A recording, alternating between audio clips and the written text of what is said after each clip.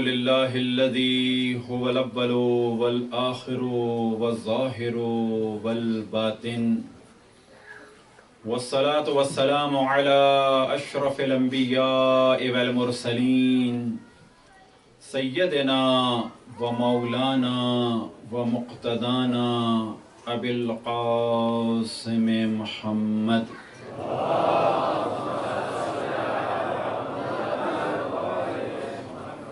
وعلى أهل بيته الطيبين الطاهرين المعصومين سيما بقية الله في الأراضين مهدي المنتظر أرواحنا وأرواح العالمين لتراب مقدمه الفداء ولعنة الله على أعدائهم ومنكر فضائلهم وغاصب حقوقهم إلى قيام يوم الدين. وقال الله تعالى وهو أصدق القائلين قل لا أسألكم عليه أجرا إلا المودة في القربى.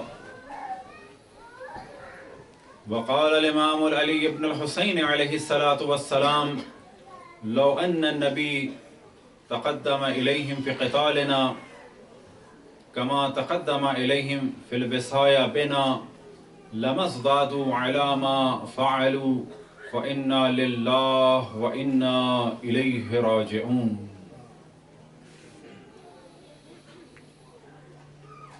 کسی بھی نبی نے اپنی امت سے کبھی بھی کچھ نہیں مانگا، اگر مانگا تو اشرف الانبیاء نے مانگا.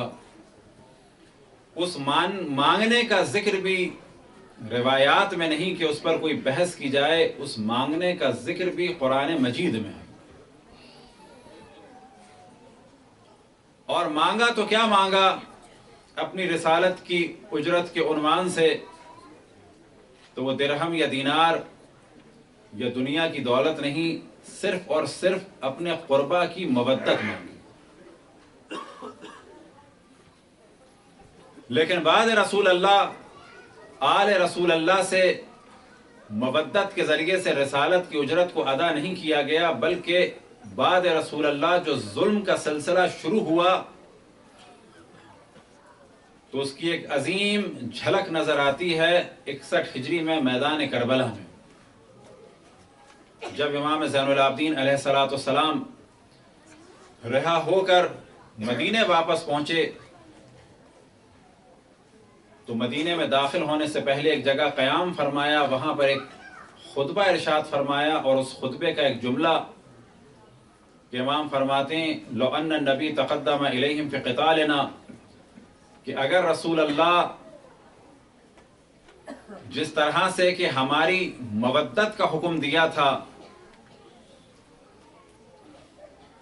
اگر اس کے برعکس حکم دیتے کہ میری آل پر ظلم کرو، انہیں قتل کرو، تو بھی یہ قوم اتنا ظلم نہیں کر سکتی تھی کہ جو مودت کے حکم کے بعد ظلم کیا.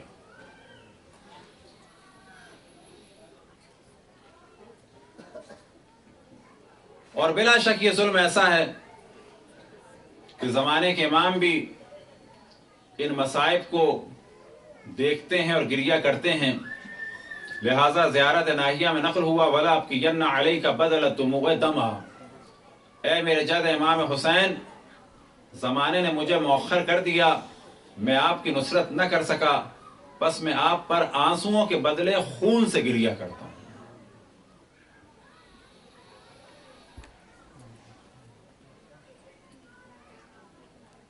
آیت اللہ العظمیٰ وحید خراسانی اپنے ایک استاد سے نقل کرتے ہیں اور فرماتے ہیں کہ کچھ اعمال ایسے ہیں کہ اگر انہیں انجام دیا جائے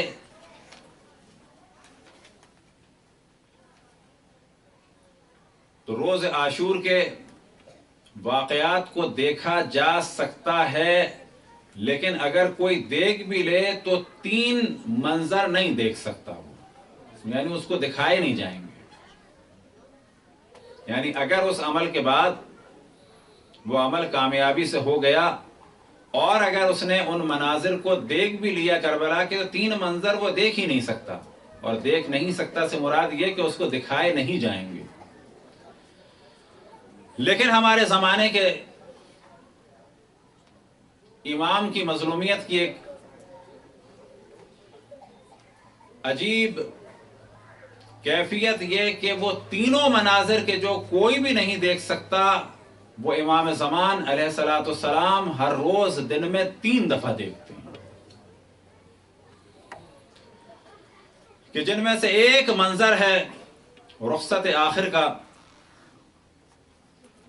اب اس جانب توجہ رہے کہ رخصت آخر ایک سخت مرحلہ تھا، کیونکہ پنجتن میں سے جب اشرف الانبیاء دنیا سے رخصت ہوئے تو 4 ہستیاں دنیا میں باقی رہیں، جب جناب سیدہ دنیا سے رخصت ہوئیں تو 3 ہستیاں دنیا میں باقی تھیں، جب امام حسن جب مولا امیر المومنین دنیا سے رخصت ہوئے تو 2 ہستیاں دنیا میں باقی تھیں، جب امام حسن شہید ہوئے تو پنجتن میں سے ایک ذات رہ گئی۔ روز عاشور ایک سخت دن تھا اور رخصت آخر ایک سخت مرحلہ تھا کہ جب پنجتن میں سے آخری ذات بھی رخصت ہونے والی تھی، اور یہ آخری ذات کا رخصت ہونا بلا شک اہل بیت کے لیے اور خصوصاً ان میں جناب زینب اور جناب ام کلثوم اور امام زین العابدین علیہ السلام کے لیے سخت مرحلہ تھا۔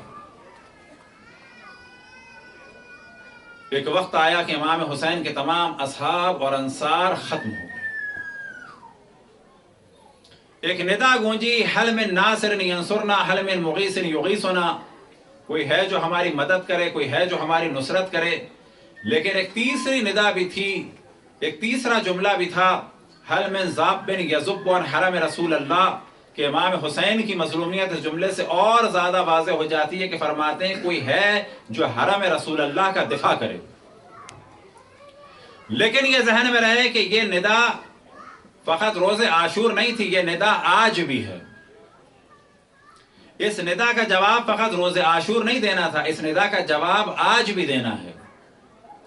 کل امام حسین کی مدد کرنی تھی کربلا کے میدان میں، جنگ کے ذریعے سے، کربلا کے میدان میں امام حسین کی نصرت کے ذریعے سے، دشمنوں پہ حملے کے ذریعے سے، لیکن آج بھی صدا استغاثہ امام زمان اگر امام حسین، اور یہ صدا استغاثہ امام حسین اب امام حسین کے لبوں سے نہیں بلکہ امام زمان کے لبوں سے تمام دنیا میں پھیل رہی ہے۔ امام زمان بھی اس وقت ہماری مدد چاہ رہے ہیں، اور یہ ندا ان کی ہر جانب بلند ہے، حل من ناصر ینصرنا حل من مغیث یغیثنا، کوئی ہے جو ہماری مدد کرے، کوئی ہے جو ہماری نصرت کرے۔ تو اس جانب توجہ رہے کہ اگر ہم کربلا کے میدان میں نہیں تھے تو اس کے معنی قطعاً یہ نہیں ہے کہ اب ہماری کوئی ذمہ داری نہیں۔ اور یہ بھی توجہ رہے کہ جو ایک عام غلط فہمی ہے کہ جو سابقہ زمانے میں پیدا ہوئے ان کے درجات بلند ہیں، بلا شک اصحاب امام حسین کی فضیلتیں روایتوں میں بہت زیادہ ہیں۔ اصحاب امام حسین کی فضیلت روایتوں میں بہت زیادہ بیان ہوئی، کہ بالکل ایک الگ موضوع، لیکن یہ ذہن میں رکھیں کہ ایسا نہیں ہے کہ جو اس دور میں پیدا ہوئے تو اللہ نے ان کو بلند مقام دیا، جو بعد میں آئے تو اب انہیں بلند مقام نہیں مل سکتا۔ تو یہ ایک بالکل غلط فہمی ہے۔ یاد رکھیں کہ اگر کسی نے مولا امیر المومنین کے دور میں ان کی مدد کی تو اس کا درجہ بھی بلند ہے۔ آج اگر کوئی امام زمان کی مدد کرے، مذہب حق اہل بیت کی مدد کرے تو اس کا درجہ بھی بلند ہے۔ آج ہم یہ ڈیسائیڈ نہیں کر سکتے کہ کون ہے کہ جو 10ویں درجے پر ہے اور جناب سلمان فارسی کے مساوی ہے، یہ ہم ڈیسائیڈ نہیں کر سکتے، کیونکہ جناب سلمان فارسی کی فضیلت امام معصوم نے بتائی۔ جناب ابو ذر کا مقام ان سے 1 درجے کم ہے، یہ ہمیں معصوم نے بتایا۔ لیکن کیا یہ ممکن ہے کہ آج کے دور میں بھی کوئی حضرت سلمان فارسی کے مقام میں برابر ہو؟ تو اس جانب توجہ رہے کہ آج بھی ممکن ہے کوئی جناب سلمان فارسی کے برابر فضیلت رکھتا ہو، لیکن ہم یہ ڈیسائیڈ نہیں کر سکتے کہ فلانا آدمی 10ویں درجے پر ہے۔ لیکن اگر ظہور امام زمان علیہ السلام ہو جائے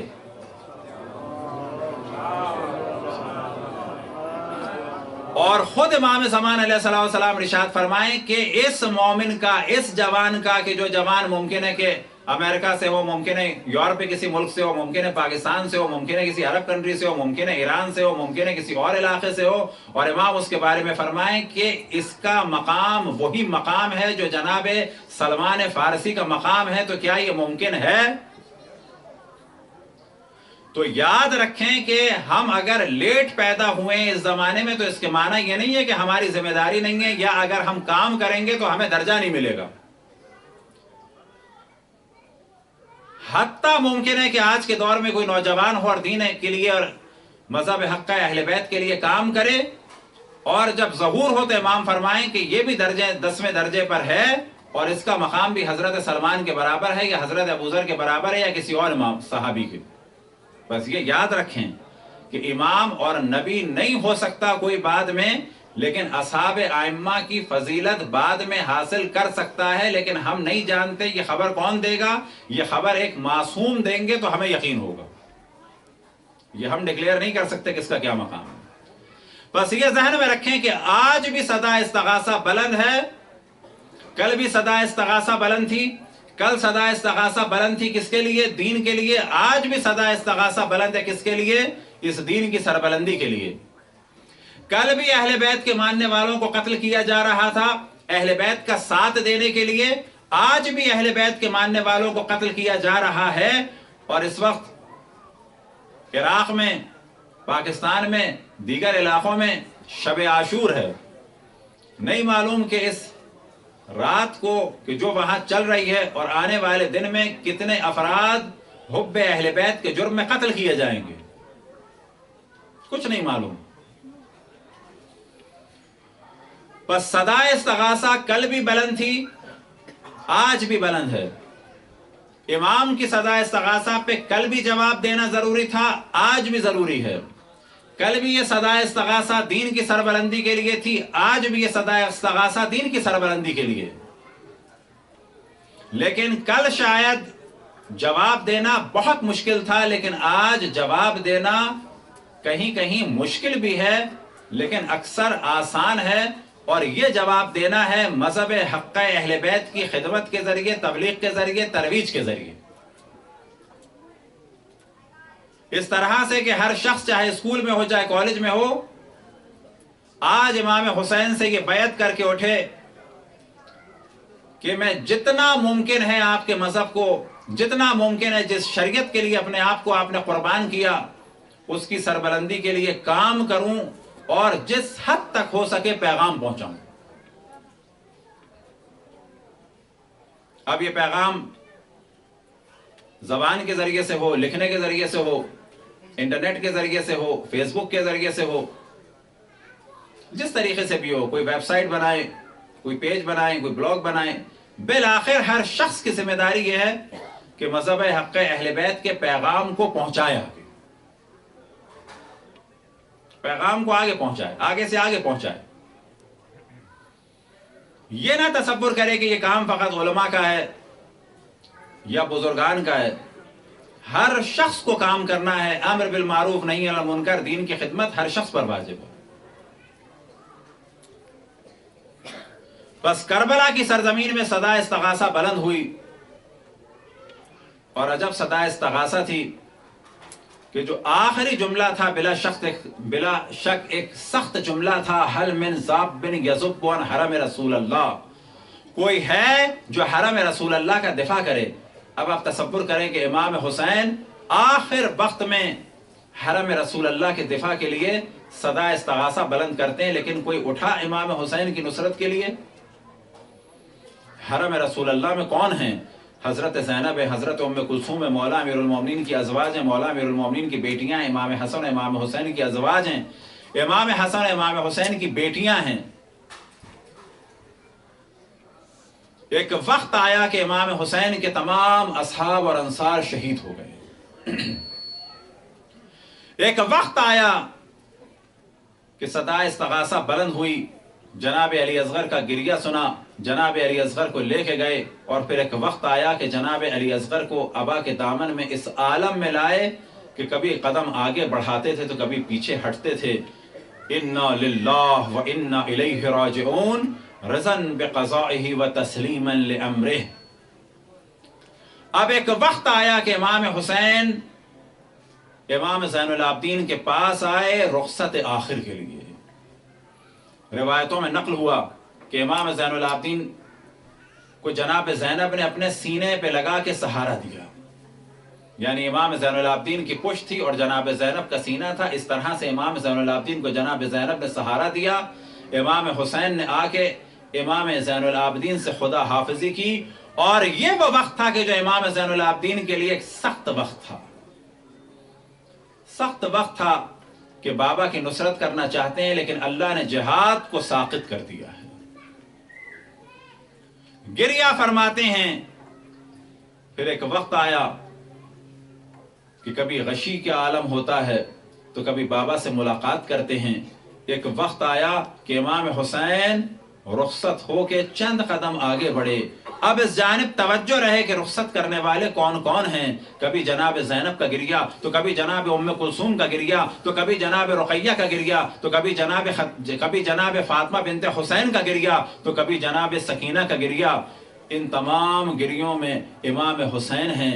कभी बहनों के गिरिए, कभी रुक़ैया बिनते अली, खतीजा बिनते अली, सफ़िया बिनते अली, फातिमा बिनते अली, उम्मे हानी बिनते अली, तमाम अली की बेटियां गिरिया कर रही हैं। क्यों कि आज पंजतन में से आखिरी जात भी दुनिया से जाने वाली है। हाँ मोमिनो, एक वक्त आया कि इमाम हुसैन को रुखसत तो कर दिया, लेकिन जब बीबियों ने रुखसत कर दिया तो क्या देखा कि कभी जनाब सकीना का गिरिया, तो बाज़ जगह रिवायतों में नकल हुआ जनाब सकीना बाबा से आके लिपट गईं। बाज़ जगह मकातिल में नकल हुआ कि इमाम हुसैन घोड़े पर सवार हुए तो क्या देखा कि बच्ची घोड़ों के सुमों से लिपट गई। इमाम हुसैन नीचे उतरे और उतर के जनाब सकीना को या जनाब रुक़ैया को अपने सीने से लगाया। और बाज़ जगह मकातिल में नकल हुआ कि अपनी आस्तीन से बच्ची के आंसुओं को पहुंचा और अपने सीने से लगाया। हाँ मोमिनो, एक वक्त आया कि इमाम हुसैन चंद कदम आगे बढ़े तो जनाब ज़ैनब की निदा बुलंद हुई, यब्न ज़हरा महलन महला, ए फरजंद ज़हरा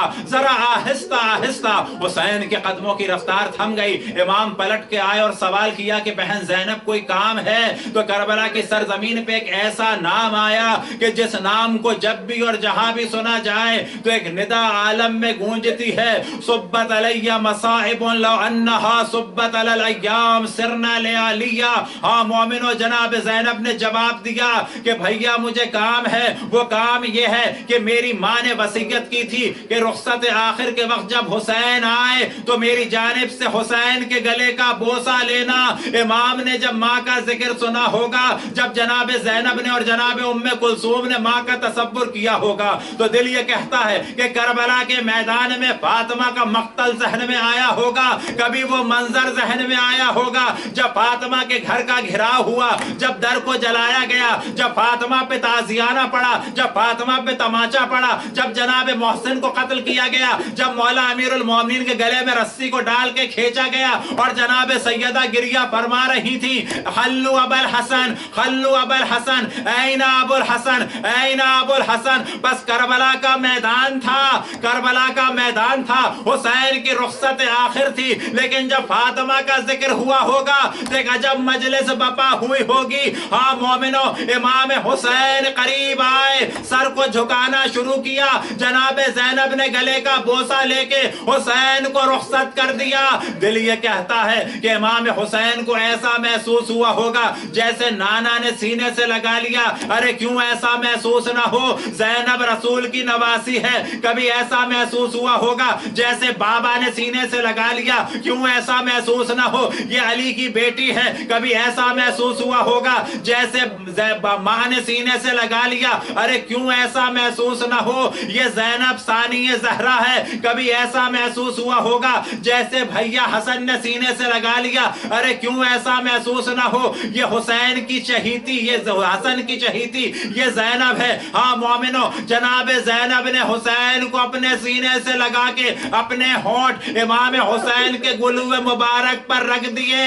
अब हुसैन को रुखसत कर دیا, رن کی جانب گئے. بیبیوں کے گریوں کی آوازیں بلند, جناب زینب کی نگاہوں کے سامنے آنسوؤں کا پردہ. یہ پردہ کبھی گرتا تھا تو کبھی ہٹتا تھا. ایک خیمے کا پردہ, یہ پردہ کبھی گرتا تھا تو کبھی اٹھتا تھا. ہاں مومنوں, ایک وقت آیا کہ امام حسین نے جنگ کی, دشمنوں کے صفوں کو پلٹ کے رکھ دیا. ایک وقت آیا کہ ہر جانب سے تیر چلنے لگے, نیزے چلنے لگے. اسی دوران ایک ایسا وقت آیا کہ امام کچھ دیر کے لیے رکے. رکنا تھا تو ایک پتھر آ کے پیشانی پہ لگا. مقاتل میں نقل ہوا کہ خون بہنے لگا. امام نے اپنا دامن اٹھا کے پہنچنا چاہا تو ایک تیر آ کے پہلو میں لگا. اسی دوران نیزے کا وار ہوا, زمین پہ تشریف لائے. عجب عالم میں زمین پہ آئے, ذوالجناح کی پشت خالی ہوئی. اب جو ذوالجناح خیموں کی جانب گیا تو بیبیوں کے گریوں کی آواز بلند ہو گئی. ارے حسین کا ذوالجناح خالی. جناب زینب نے ندا دی, جناب زینب نے ندا دی. عمر سعد کو مخاطب کر کے کہا کہ اے عمر سعد, تو دیکھ رہا ہے اور فرزند نبی کو قتل کیا جا رہا ہے. اسی دوران تکبیر کی ندائیں بلند ہوئیں. لشکر میں یہ ندا گونجی کہ حسین کو قتل کر دیا گیا. لوگ آنا شروع ہوئے. عجب منظر تھا کہ امام حسین زمین کربلا پہ ہر جانب سے لوگوں نے گھیر لیا. اب انتظار ہو رہا ہے کہ کون حسین کے سر کو تن سے جدا کرے.